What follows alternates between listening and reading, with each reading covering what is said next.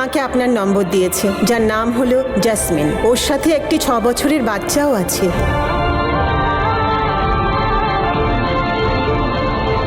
এটা আমাকে আমার দাদু দিদা দিয়েছে। ওয়াও, কি কিউট এটা! আর এটা বড় মা।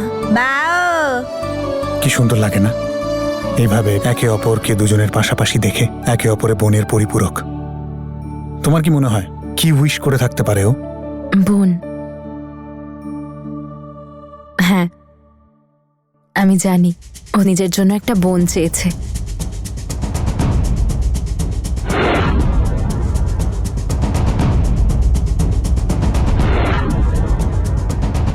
কি হয়েছে তনু? ওদের দুজনকে দেখলে আমার নিজের আর জাসমিনের কথা মনে পড়ে যায়। আমরা দুজনও একদম এরকম ছিলাম, খুব ভালোবাসতাম। কেউ আমাদেরকে আলাদাই করতে পারতো না।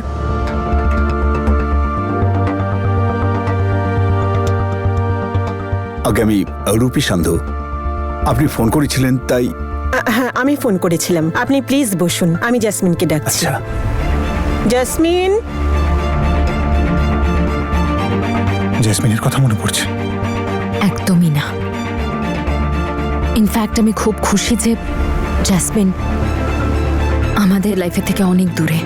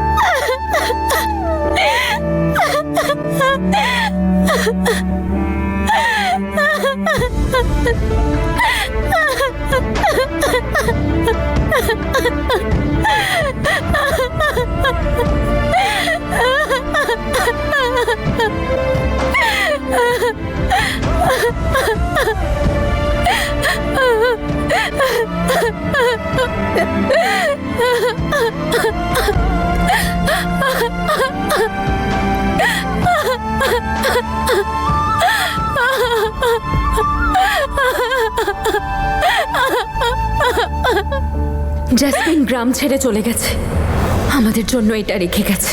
তোমরা প্লিজ আমাকে নিয়ে চিন্তা করো না। আমি যশকে বিয়ে করে কানাডা যাচ্ছি।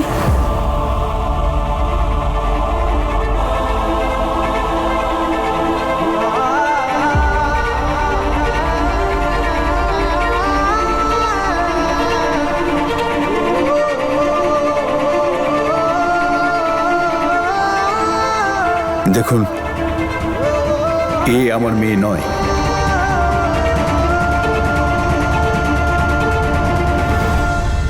কি, বাবা এখনো বাড়ি ফেরেনি? ওনাকে তো ফোনেও পাচ্ছি না রে মা, খুব চিন্তা হচ্ছে।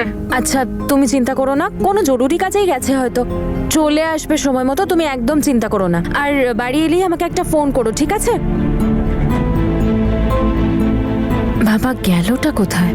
বাবা বাবা বাবা প্লিজ, সরি বাবা, আমাকে ক্ষমা করে দাও। আমি জানি তুমি আমার উপর খুব রাগ করে আছো, আর সেটাই তো স্বাভাবিক, কারণ আমি সত্যি অনেক অন্যায় করেছি। বাবা সরি, কিন্তু কিন্তু সত্যি আমি আমার সব অন্যায় শাস্তি পেয়ে গেছি বাবা। যশ আমাকে বিয়ে করে ওর সাথে কানাডা ভালোবেসে নিয়ে যায়নি বাবা, বরং আমাকে নিয়ে গেছিল কারণ ও আমার উপর প্রতিশোধ নিতে চেয়েছিল। ভাবতেও পারবে না বাবা, ওর মা আর ও মিলে আমার উপর কি অত্যাচার করেছে। দিন রাত আমার উপর শারীরিক মানসিক অত্যাচার করেছে বাবা। প্লিজ প্লিজ আমাকে ক্ষমা করে দাও তুমি। এই দেখ, জাসমিনকে কি ভালো লাগছে না? আর যে হাসি খুশি ছবিগুলো তুই মোবাইলের মাধ্যমে পোস্ট করতিস সেগুলো মিথ্যে। হ্যাঁ বাবা, ওই সব মিথ্যে ছিল। তো তুমি প্লিজ আমার কথা একটু বিশ্বাস করো। ওই ছবিগুলো যশ ইচ্ছে করে আপলোড করতো যাতে তোমরা বিশ্বাস করো যে আমরা খুব ভালো আছি। বাবা, যশ আর ওর মা তো আমার থেকে ফোনটাও কেড়ে নিয়েছিল। আমার কাছে ফোনও ছিল না বাবা। ওরা আমাকে একটা স্টোর রুমে বন্ধ করে রাখতো। আমি অনেকবার ওখান থেকে পালানোর চেষ্টা করেছি, অনেকবার, কিন্তু আমি পারিনি বাবা। ফাইনালি অনেক চেষ্টা করে গুরুদ্বারার সাহায্য নিয়ে এনজিওর লোকেরা আমাকে ওখান থেকে বার করে নিয়ে আসে বাবা। তুমি আমাকে লাস্ট একটা চান্স দাও, আমি আর কোনো ভুল করব না বাবা, প্লিজ। আমার এই পৃথিবীতে কেউ নিজের নেই বাবা। তুমিও যদি আমার সাথে এমন করো তাহলে আমি কোথায় যাব? প্লিজ, আমি তোমার পায়ে পড়ছি, প্লিজ বাবা।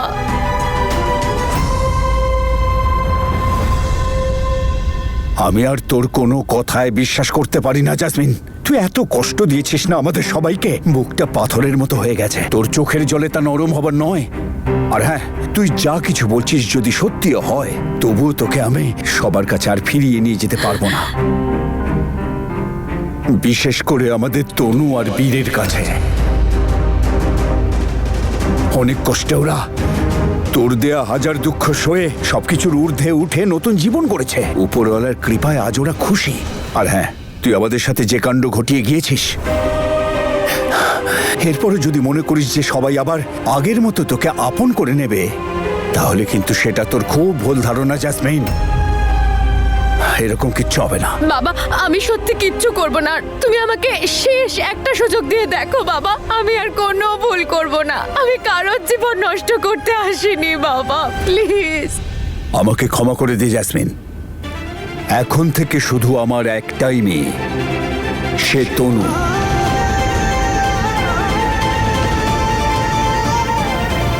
মুখটা দেখো নিজের, ক্লান্তি স্পষ্ট বোঝা যাচ্ছে। নাও চেঞ্জ করে নাও, চেঞ্জ করে রেস্ট নাও। আমার থেকে বেশি ক্লান্ত তো তোমাকে দেখাচ্ছে। তুমি তাড়াতাড়ি গিয়ে চেঞ্জ করে এসে শুয়ে পড়ো। নম্রতাকে ঘুম না পাড়িয়ে? তুমি তো জানোই যতক্ষণ না তাকে গুড নাইট হাগিস কিসেস দিয়ে ঘুম পাড়াচ্ছি সে ঘুমোবে না। তাহলে নাও চেঞ্জ করো। আমি তোমার মেয়েকে এই প্রবলেমটা তো আমারও আছে। যতক্ষণ না তুমি আমাকে গুড নাইট কিসেস হাগস না করো, আমি কি করে ঘুমোই? আচ্ছা আচ্ছা তনু, তনু, এই বইটা আমাদের হেল্প করবে নম্রতাকে বোঝানোর জন্য যে আমরা হয়তো ওর আসল বাবা মা নই, কিন্তু আসল বাবা মার থেকে বেশি ভালোবাসি ওকে।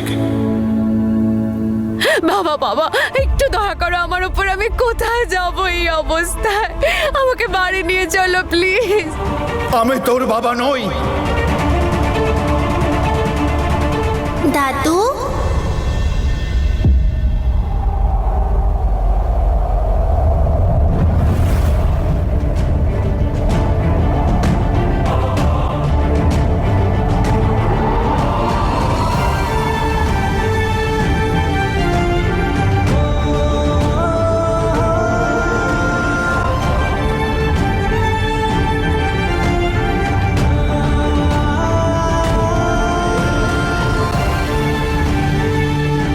তুমি আমার দাদু তাই না?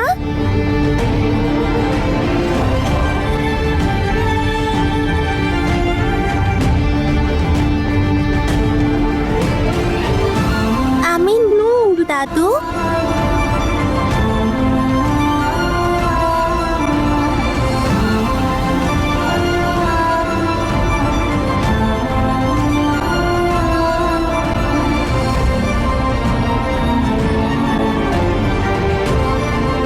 ওর নাম নূর, আমার মেয়ে আর তোমার নাতনি।